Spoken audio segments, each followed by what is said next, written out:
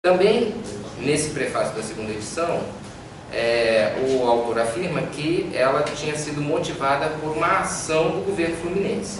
Rubens Falcão, então diretor do Departamento de Educação do Estado, sugeriu a nova edição às expensas da administração estadual. Esta fora ampliada, atualizada, incorporando sugestões de outro ilustre historiador do período, o Alberto Lamelo, e dados referentes às administrações estaduais pós-28. Nesse momento, o Estado do Rio passa pela administração de Hernani do Amaral Peixoto, que constrói todo um projeto que visava a recuperação econômica do Estado, assim como a recuperação identitária.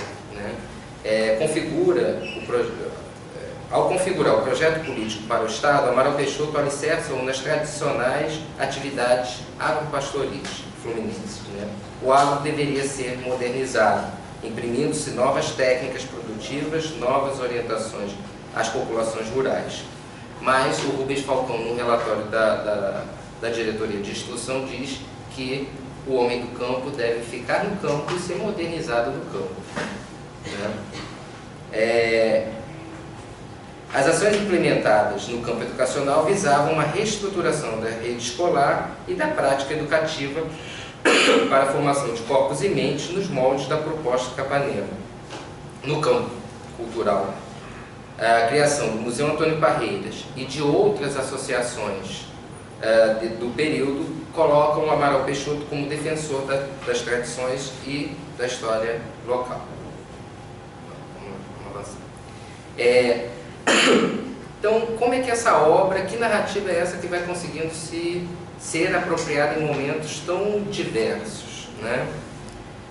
Ainda na capa, constam nas duas, o programa da obra: formação política e territorial da província e do Estado, história política, etnografia, colonização, papel desempenhado pela província e pelo Estado na vida econômica e social do país, estadistas e parlamentares fluminenses no Império e na República. Uma inovação dessa obra, frente às outras do período, é que o autor alicerça o texto nas discussões historiográficas acerca dos temas que trata. Não se quer dizer com isso que os autores anteriores não mencionassem obras consultadas. O que se quer destacar é que Maia Forte faz a crítica historiográfica dos assuntos que aborda, apresentando visões concorrentes e defendendo seus posicionamentos a partir de autores e documentos. Em relação às fontes, destacava os relatos de viajantes, tendo sido responsável pela tradução de Viagens pela Província do Rio de Janeiro, de Augusto de Saint-Hilaire, publicado em 37. Sua história segue dois marcos consolidados na historiografia do período: a história política e a formação territorial. Diferente de outros autores, Matoso Maia parte do estabelecimento do sistema de capitanias hereditárias, pois o território fluminense fez parte das capitanias de São Tomé, Paraíba do Sul, que é o norte fluminense, e de São Vicente. O autor trata de cada uma em dois capítulos separados, até o ponto em que convergem com a incorporação da primeira, a coroa lusa, e o estabelecimento da capitania do Rio de Janeiro. Destaca-se a doação da coroa portuguesa, a população autóctone, a ação dos donatários e o estabelecimento dos primeiros núcleos e freguesias locais. Chegando ao fim do século XVIII, o autor insere o terceiro capítulo, em que avalia as ações colonizadoras portuguesas no território fluminense. A primeira fixação no litoral, o avanço para o sertão, estabelecimento da escravidão africana, a vida rural, a imigração europeia e as aldeias indígenas. No alvorecer do século XIX, encontrou a província, segundo o autor, a aspiração de independência política como, entre aspas, ideia amadurecida no espírito do povo brasileiro desde o século XVIII. Ideia amadurecida que contou com um concurso fluminense para se efetivar em 1822, identificando o apoio das câmaras municipais da província ao movimento emancipacionista e ao estudar as ações do brigadeiro Luiz de Nóbrega Pereira de Souza Coutinho, primeiro-ministro da guerra de Dom Pedro I, que era originário de Campos. O capítulo seguinte foi dedicado à província, Criado em 1834, foi o momento em que a região teve, segundo as palavras de Matoso Maia, seus dias áureos, tanto em relação à sua influência na política nacional, como à sua prosperidade econômica. A província foi, por assim dizer, um principado político no império, uma espécie de pasta suplementar dos gabinetes ministeriais, fecha aspas. Isso porque eram escolhidos grandes estadistas para governar. Matoso Maia relacionou os presidentes provinciais e suas principais ações administrativas e listou os filhos da terra na Assembleia do Império. Antes de abordar a questão da abolição e do republicanismo da província, o autor dedicou-se a estudar a evolução municipal local no momento da criação da província e durante o século XIX, fixando os atos administrativos de criação das paróquias, freguesias, curados, vilas e cidades, que geraram os 48 municípios que existiam em 1922. O capítulo dedicado à abolição da escravatura visava rebater a imagem que teria sido a província do Rio de Janeiro o principal centro da resistência à abolição. Afirmava o autor, abrindo aspas novamente, a província do Rio de Janeiro foi tanto um centro de resistência quanto as demais províncias.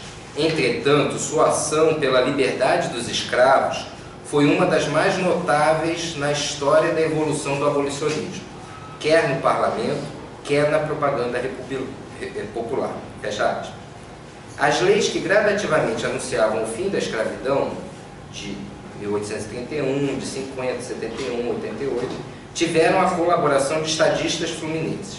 Mas foi na propaganda abolicionista que os filhos da província tiveram maior destaque, Patrocínio e Carlos de Lacerda.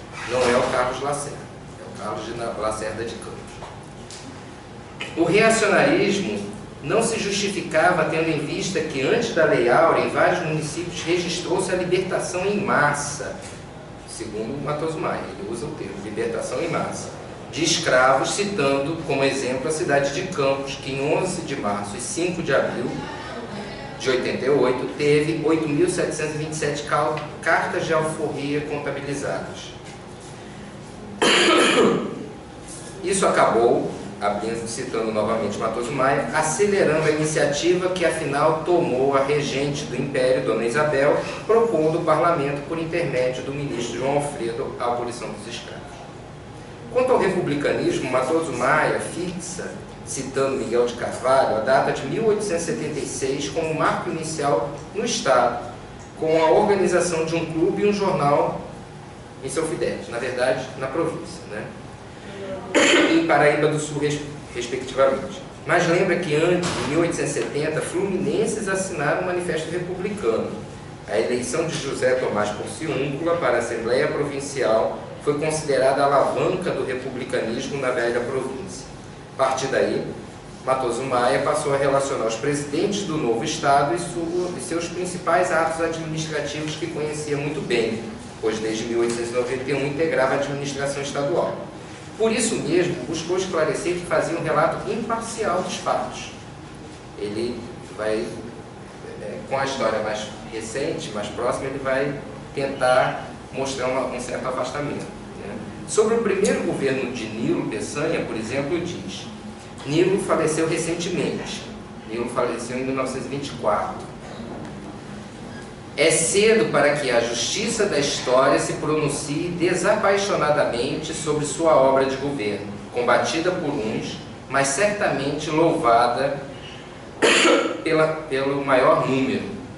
E tanto assim que a nação escolheu para ser vice-presidente da República no período da presidência de Afonso Pena. Contemporâneo dele, não nos sentimos com a isenção precisa para um juízo definitivo como é o da história. É o tribunal da história. O mesmo podemos dizer dos presidentes que se seguiram, que ele serviu a todos eles. Mas, citando novamente Matoso Maia, não era somente a política nacional que a província e o Estado do Rio forneceu um contingente de homens que se distinguiam. E, para comprovar, relacionou o nome de poetas, romancistas, historiadores, médicos, juristas, engenheiros, pedagogos, músicos, tribunos, jornalistas, sacerdotes, filósofos, militares, pintores, escultores e caracteristas listas, encerrando o livro, ele lista também os patronos e membros da Academia Fluminense de Letras. Então, como é que essa obra, essa proposta de interpretação de uma história vai estar dialogando com esses momentos, sendo apropriada e divulgada e valorizada, né? Primeiro, e estou partindo já para as minhas conclusões, poderíamos atribuir isso ao próprio autor, né? Homem de letras e de ação, respeitado no Estado do Rio desde a sua participação como combatente civil frente aos revoltosos da Armada, né? Foi funcionário da administração, membro de agremiações prestigiadas, né? Representando o Estado do Rio em várias comissões científicas do período. Mas isso seria menosprezar, diminuir muito essa relação, né? Matoso Maia, ele seguia os cânones do fazer história do período. Privilegiou uma narrativa linear que costurava a constituição do território fluminense à história política. Inovava frente à historiografia local ao promover discussões historiográficas incorporando novas fontes, como os relatos de viajantes. Destacava a biografia como um elemento significativo dessa narrativa ao identificar a ação de dirigentes e intelectuais na constituição da história. Por outro lado, seguia o Tribunal da História, na nomeação da professora Lúcia Guimarães, que interditava ao historiador uma análise do que hoje se convencionou a história do tempo presente, apesar de declaradamente assumir uma avaliação positiva dos governos nihilistas que ele fez parte. Historiador forjado num fazer prático, expressava em sua trajetória e sua produção a ideia de que o Estado era o principal agente de construção social, ao entronizar o Estado, os seus atos, como promotores da história fluminense. Tal concepção da história associava-se às expectativas dos grupos políticos que estabeleceram-se no período e que procuravam construir uma autoimagem de restaurador do prestígio político e do desenvolvimento econômico estadual frente ao cenário nacional. Sua história constituía uma narrativa que sobrevalorizava o papel do Fluminense na história nacional. A pequena pátria não estava dissociada da grande pátria. Na verdade, segundo Maia Forte, pequena pátria construía a história da grande pátria, né? Os fluminenses foram fundamentais em todos os momentos.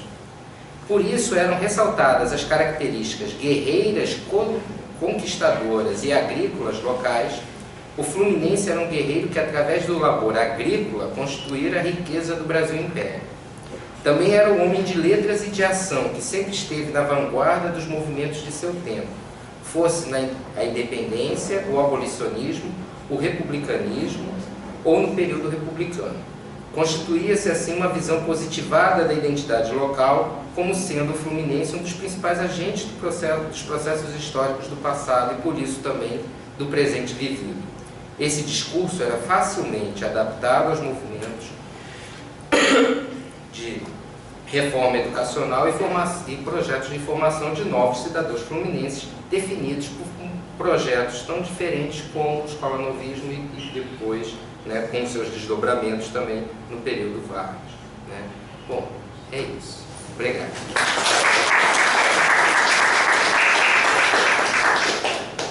Bom, dando continuidade à proposta da mesa, nós temos aí 40 minutos para discussão, né? Então nós podemos aí abrir para as questões, né? Dependendo do volume de questões, a gente faz blocos de questões, mas vocês podem perguntar. Está aberto aí esse momento.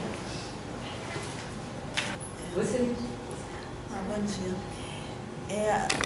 Quanto aos dois primeiros palestrantes, a respeito das lacunas possíveis que a historiografia escolar apresenta em relação à historiografia acadêmica, eu queria perguntar se o destaque dessas lacunas não seria interessante para, não sei se elas são feitas, essa bibliografia eu não tenho lido recentemente, mas se elas não seriam interessantes para mostrar a posição teórica do autor ou a posição ideológica do autor que está sendo analisado. Em relação à ditadura, por exemplo, parece um contraste ideológico muito grande entre os livros contemporâneos ou próximos à data e os atuais. Então, há uma distinção ideológica aí forte, e eu acredito que a respeito da República também. Então, a abordagem das lacunas pode, sim, ser importante. Então, eu faço a pergunta aos dois palestrantes iniciais. Como é que é seu nome? Maria Clara. Maria Clara, eu vou pedir que quando vocês perguntarem, se identifiquem para a gente facilitar. Eu sou professora do ensino médio. Ok, obrigado. Helena. Então, eu sou Helena Araújo, sou professora do CAP da UERJ. É um prazer ouvi-los, estar aqui com vocês. Estou aqui com a minha turma inteira de estágio 1, CAP 1 está aqui. Nossa aula está sendo aqui hoje, então é uma aula bem rica, a gente que agradece. Eu vou fazer uma reflexão com vocês, acho interessante nós ouvirmos enquanto pesquisadores de ensino de história, pesquisadores do campo, né, clássico. Eu fiquei pensando muito nisso que Helenice chamou a atenção, desse sentido do ensino de história para nossos alunos da educação básica, né? Como até hoje, a despeito das nossas falas tão recorrentes, a gente ainda entra em sala de aula, quer no CAP, quer fora do CAP, em qualquer escola é recorrente esta falta de sentido do ensino de história, né? Até porque não resisto a fazer essa ironia, se a gente tivesse tão bem no ensino de história, a gente não estava passando pela metade, pelo menos, do que a gente está hoje, politicamente falando, né? É claro que existem outros elementos, mas enquanto consciência histórica, né? O que a gente está votando, o que a gente está escolhendo nesse país e particularmente no Rio de Janeiro. Então, eu fiquei pensando na fala, quando o Marcelo estava falando da questão política, atravessando as narrativas sobre a própria proclamação da República ou a ditadura militar, e todas essas questões que vocês nos colocaram ricamente para fazer a gente tentar entender como e como fazer e como produzir no ensino de história, e no principal mira que eu estou tendo aqui, que foi o que trouxe a Helenice, qual o sentido desse ensino para os nossos alunos. Eu gostaria de ouvir vocês sobre a gente pensar como a didática intercultural poderia, enquanto não didática em método, mas princípio epistemológico de conhecimento, trazendo mesmo um novo paradigma para a discussão dentro do conhecimento, da produção de conhecimento histórico escolar, ou de saber histórico escolar, ou de educação histórica, se assim quiserem chamar, mas a gente pensar a didática, e aí falando particularmente da didática intercultural, enquanto fonte de saber, não uma metodologia, mas um princípio de conhecimento, para que a gente tentasse ou tente produzir um conhecimento histórico escolar que tenha por natureza essa didática intercultural,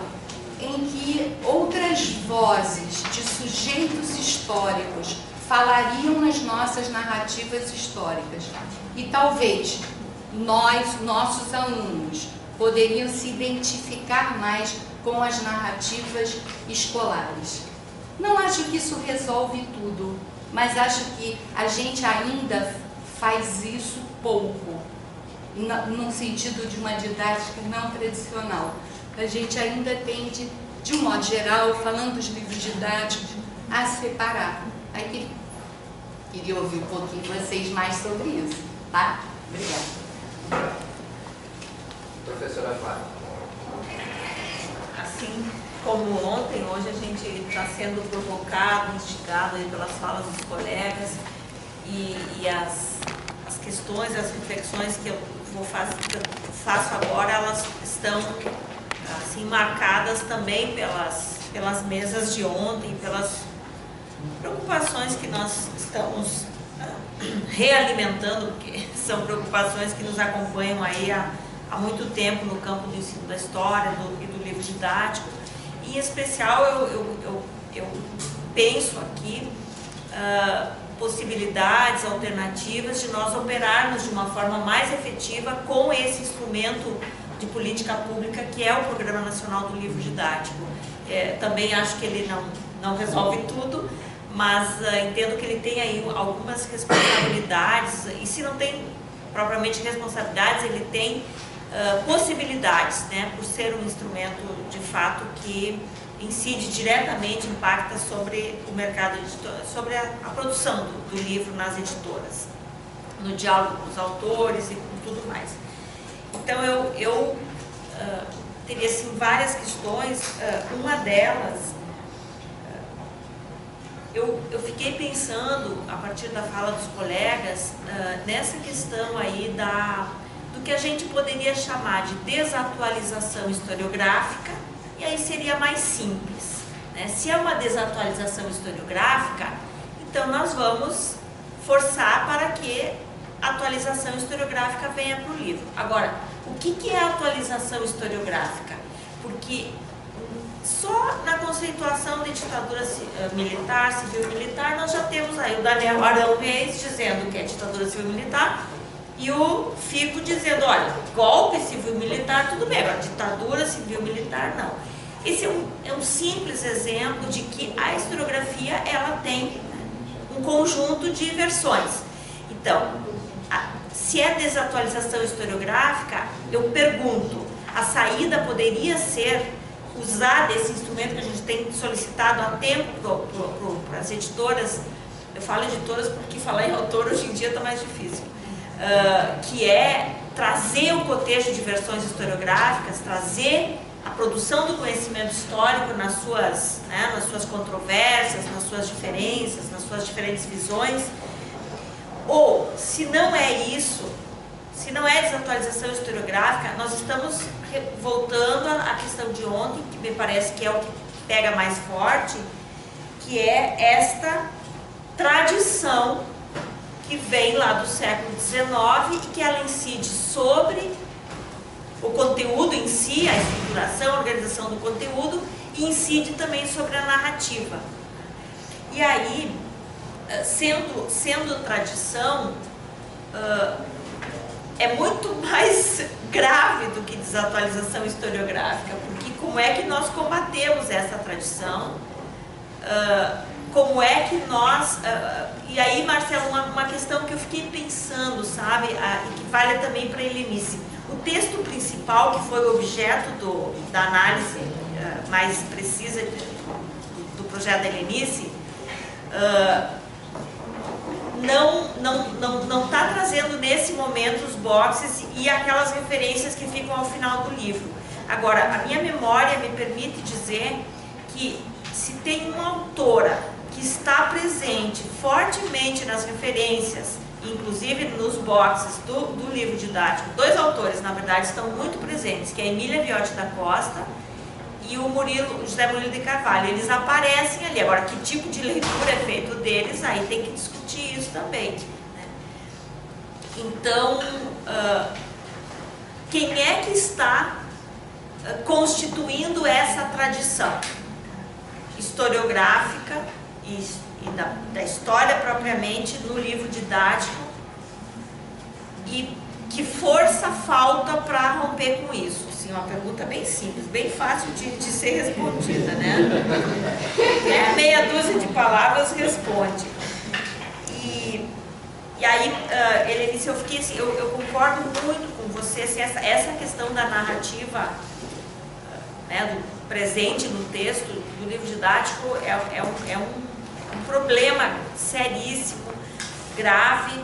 E aí eu trago um outro elemento que aí você diz, né, eu acompanhei a Elisângela, ela gostaria de um texto que dispensasse o mediador, né, que o aluno pudesse acessar diretamente. E aí eu fico pensando assim, quem seria capaz, eu não seria, de fazer textos didáticos vislumbrando um leitor que é constituído no ensino médio de mais de 8 milhões de pessoas. e no Fundamental 2, nos anos finais, de 12 milhões, né?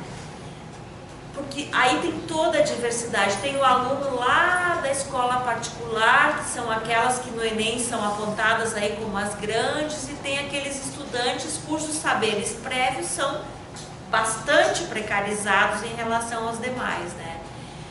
Então, eu não estou dizendo que não tem saída, assim, não estou pensando que não tem saída. Eu estou pensando que a saída possa ser, me parece que é uma possibilidade, é isso que o Newton trazia ontem, que nós temos também batalhado, que os autores façam recortes, que façam opções, que não queiram trabalhar a história das cavernas ao 3º milênio em 4 volumes, no Fundamental ou 3 no ensino médio. E ao fazer recorte, também faz um recorte assim, pensando em, bom, eu quero um texto, eu quero um livro, eu quero fazer um livro didático que dialogue com esta parcela, né, com este público, suposto público, que tenha, né, um conjunto aí de capacidades, de competências leitoras, de acesso a bens culturais que permita dar inteligibilidade para esse texto. Ou decidir, eu quero, o meu leitor privilegiado é este aqui, né, que não está de posse de determinadas ferramentas. Mas aí também nós entramos na coisa do capitalismo, a gente falou tanto ontem, né? Então, assim, são tantas questões que foram sendo provocadas aí pela fala de vocês e que a gente tem de pensar possibilidades, alternativas e registrar essas possibilidades para tentar operar com algumas delas.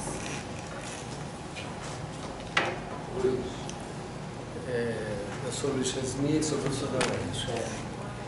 Eu tenho perguntas muito pontuais para fazer. Peço desculpas a Marcelo que eu cheguei e eu não consegui escutar, então as perguntas que sempre ruim para a Lenice. Mas antes de fazer a pergunta, eu queria fazer um breve comentário. Eu estou razoavelmente convencido de que hoje a gente, para avançar fortemente nos estudos sobre produção historiográfica escolar, a gente deve caminhar com muita força, não que a gente não tenha feito isso, acho que já se faz isso, mas a gente deve caminhar com muita força para pensar as culturas históricas de cada momento. Certamente, o texto didático faz parte dessa cultura histórica e é um ator forte nisso tudo, e certamente, dependendo da época, tem mais ou menos força na cultura histórica daquele momento, né? Mas eu estou convencido de que a gente tem que fazer essas correlações até para pensar nessa coisa da tradição, da imersa e coisas do tipo, né? Pergunta muito específica. No caso do Rui, eu não sei se eu perdi alguma parte da sua fala, mas eu não percebi se você teria dito alguma coisa sobre a diferença entre o texto mesmo, né? O texto de 32 e o texto de 45. Né? Essa é a primeira coisa. E a segunda já que certamente você é um leitor também do Maia Forte, não é isso? E ele tem obras portentosas, vamos chamar assim, do ponto de vista mais acadêmico. Então, e certamente você já leu, eu queria saber quais são as características que você entende como características propriamente didáticas desses dois livros em comparação com o resto da produção. Não ficou claro para mim o que o Maia Forte e você consideram como características didáticas dessa produção, que se pretendeu certamente ser didática, porque ela foi voltada para o público escolar. Helenice, é uma pergunta simples. Eu queria saber se... É que eu não vi você ontem à tarde, então eu estou sem a perna do que é exatamente o conjunto da sua pesquisa. Mas como você está muito interessado na produção de sentido, eu quero saber se você também fez pesquisa com estudantes, para pensar a produção de sentido, como é que chega lá, a produção dos sentidos, dos significados que estão apreendidos pelos estudantes, ou se a sua conversa fundamentalmente foi mais no sentido de analisar os textos, tá? Só isso. Bom, a gente fecha esse bloco, a mesa responde, e aí o pessoal também tem tempo para ir amadurecendo outras questões, tá? Quer começar? Você quer começar? Posso começar? Eu vou pensando. Tá bom, então vou começar. Tá. Vou começar então, vou começar de trás para frente, eu vou começar com a questão que o Luiz colocou agora. Tá? Então, neste momento, eu não estou pesquisando a produção de sentidos com os estudantes. Acho que é um desdobramento super legal para um momento posterior. Né? Este projeto, ele está pesquisando os livros didáticos, construindo um banco de dados, e neste texto eu procurei fazer uma análise da potencialidade desses textos quanto à produção de sentidos, utilizando referenciais da linguística, da análise do discurso e utilizando referenciais, aí sim, da minha pesquisa de doutorado, quando eu pesquisei a produção de sentidos pelos alunos ali acompanhando a leitura, seja silenciosa, seja em voz alta dos alunos, e procurando entender quando era o obstáculo para eles na leitura. O que era o obstáculo? Então, muitas vezes os professores do ensino fundamental dizem assim, não, eles têm um problema de vocabulário, eles sempre são os alunos. Então, eles têm problema de vocabulário. E existiam problemas de vocabulário, assim, às vezes com questões básicas para alunos, por exemplo, do 6º ano, sabia o que era ginásio, em Atenas. Né? Então, tinha uma referência que os meninos iam para o ginásio. Parei aqui, não sei o que é ginásio.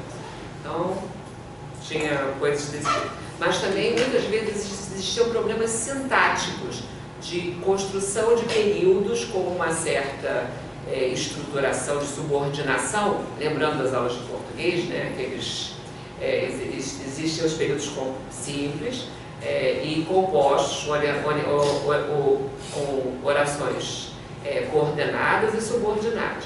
As coordenadas são aquelas que a gente junta com e, com as, e as subordinadas são aquelas com aqueles advérbios subordinativos que envolvem não apenas os advérbios, mas ideias que muitas vezes estabelecem hierarquias entre as ideias e tal. Nós, historiadores, somos danados para usar as subordinativas, portanto, as subordinadas, ideias bastante complicadas. Essa é uma questão. A erudição do discurso historiográfico, no processo de formação do historiador, ela vai nos formando pela linguagem historiográfica de uma forma que nós não percebemos durante o curso, dizemos, é difícil ler, difícil escrever, mas depois que a gente está formado, a gente passa a fazer o maltrato recíproco de um aluno. Eles dizem, não dá para entender história, não dá para entender história. Mas como vocês não entendem? Eles não entendem, é terrível. Bom, é só psicanálise. Bom, mas, então, eu trago os registros daquela pesquisa para cá, além de referenciais da linguística da análise do discurso, para tentar trabalhar um pouco com essa potencialidade de facilitação, dificultação na produção de sentidos. Tá? Bom, dialogando um pouquinho, então, com algumas das questões colocadas, tá?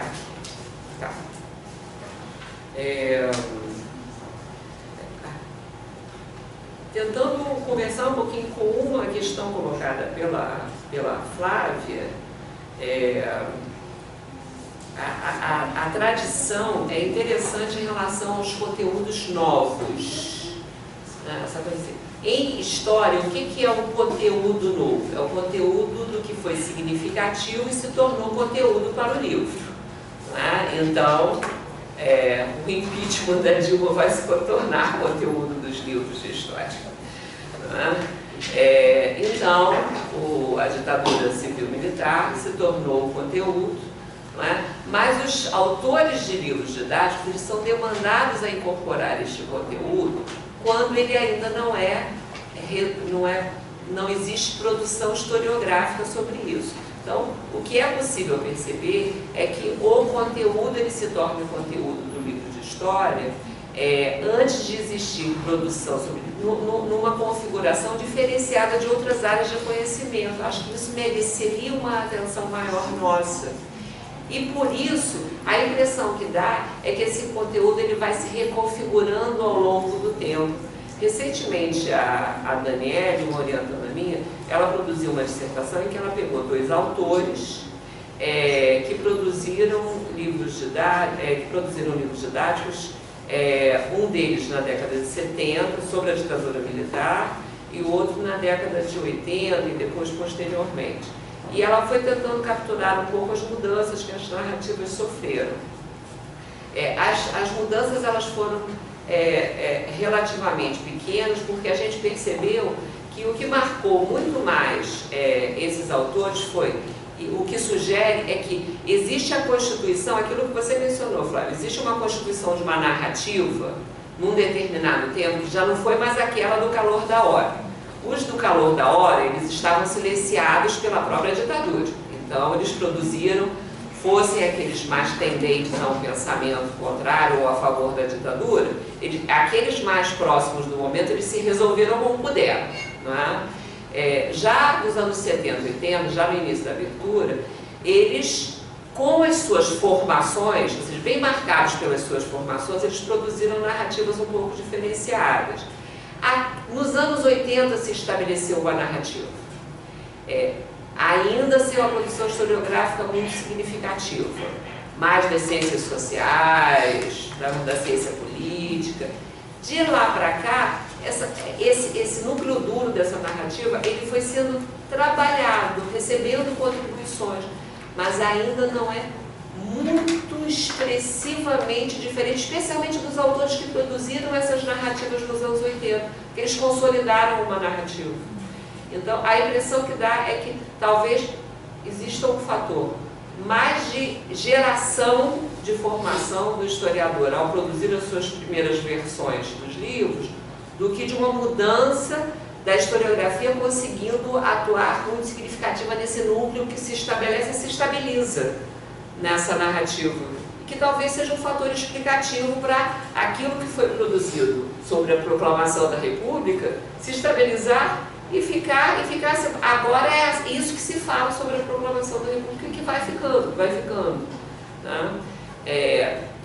Este é um fenômeno que eu acho que merece ser estudado, que me parece que faz parte da resposta a essa pergunta que você colocou.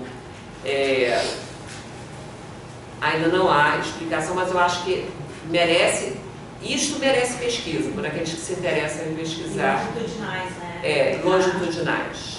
Né? Pegar temas mais próximos de quando eles se estabeleceram, porque foram demandados, se estabeleceram nos livros de história, e como eles foram mudando nas obras dos mesmos autores, o que tende a não acontecer muito significativamente, e nas obras de autores ao longo do tempo, né?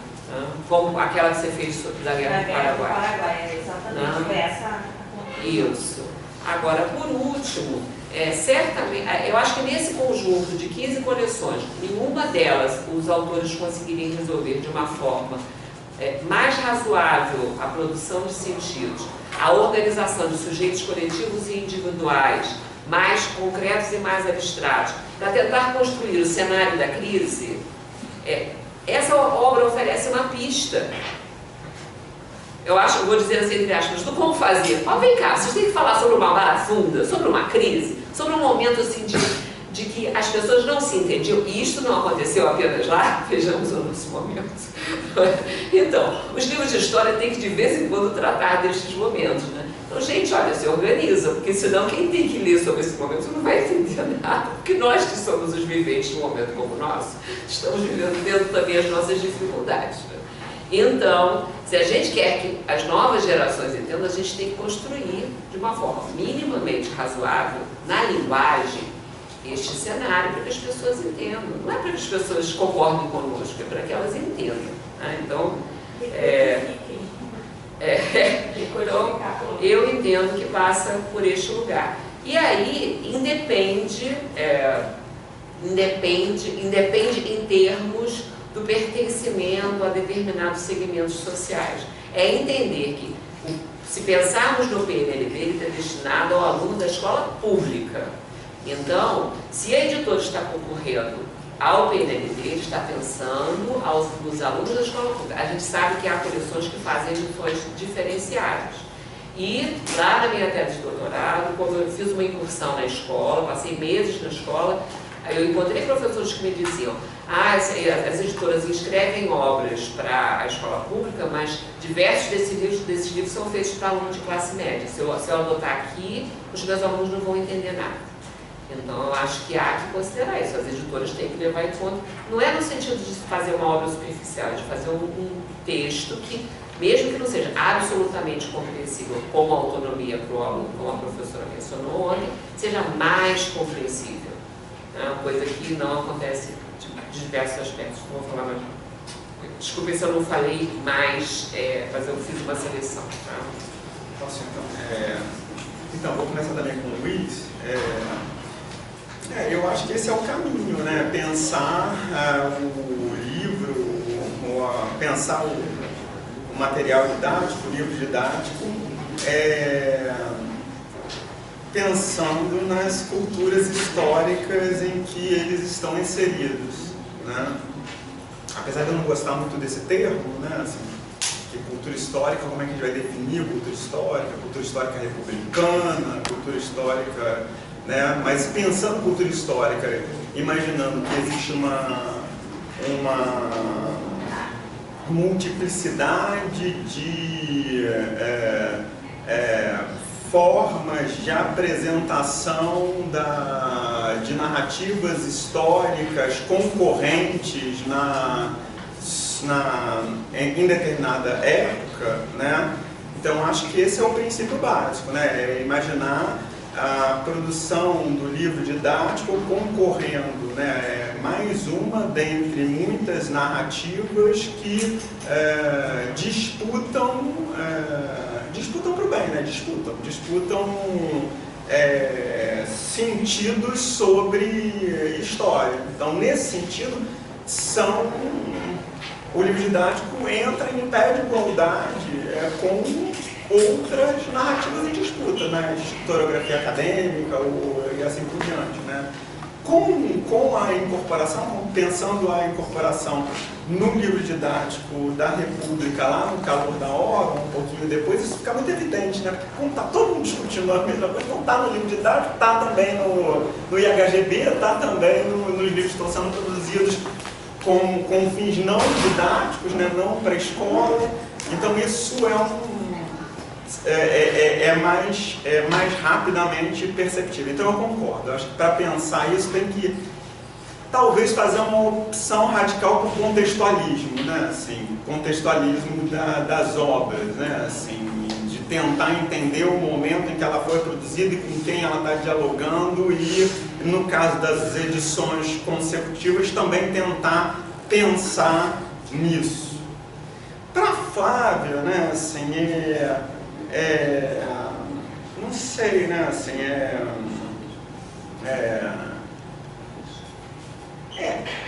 eu não acho que é uma questão de desatualização, né? Assim, eu acho que essa é a menor esse seria o menor dos problemas, né? Assim,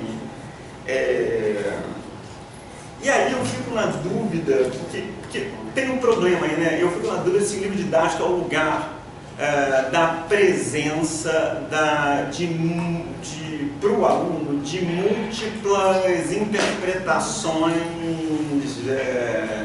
historiográficas, ou seja, se é o lugar do debate historiográfico, né?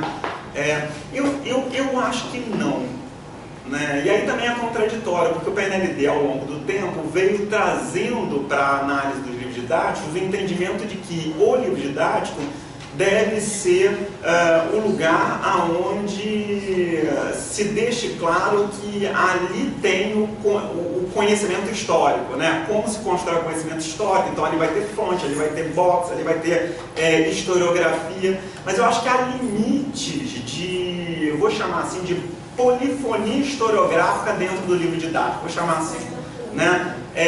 E aí também, no meu entender, isso dificulta algumas avaliações em relação à produção do que é atual ou não, né, da historiografia. E aí eu acho que um exemplo, claro, eu ia dar um outro exemplo, não é nem tanto